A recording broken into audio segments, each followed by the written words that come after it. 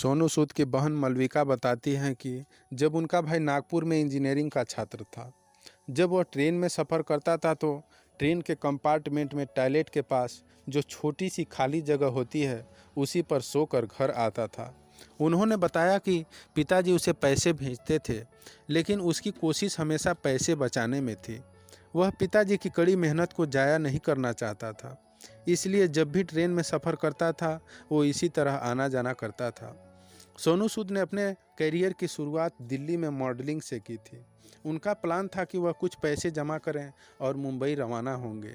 1-1.5 साल तक दिल्ली में रहने के बाद जैसे उन्होंने 5,500 रुपये जमा कर लिए और उन्हें लगा कि इतने पैसे में क्या होगा, लेकिन उन्होंने उतनी ही राशि लेकर माया नगरी मुंबई के लिए रवाना हो गए।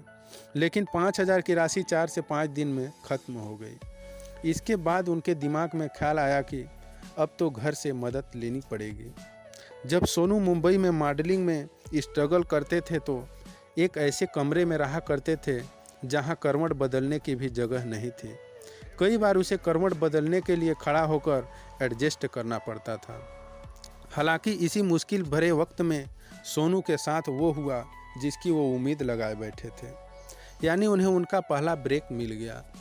तब उन्हें एक विज्ञापन के लिए कॉल आया जिससे उन्हें 2,000 प्रतिदिन मिलने लगे।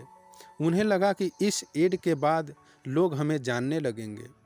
बाद में जब सोनू सूद ने नोटिस किया तो देखा उनके जैसे 10-20 और बॉडी वाले लड़के वहां पहले से खड़े थे और सोनू सूद खुद विज्ञापन में पीछे कहीं ड्रम बजाते नजर आ रहे थे। इस सीन में उनकी खुद की ही नज़र नहीं गई तो दूसरे क्या पहचानेंगे।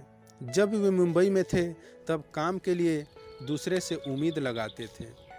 उस दौरान उनसे कोई एक्टर नहीं मिलता था और मिल भी गया तो डीमोटिवेट करके जाता था।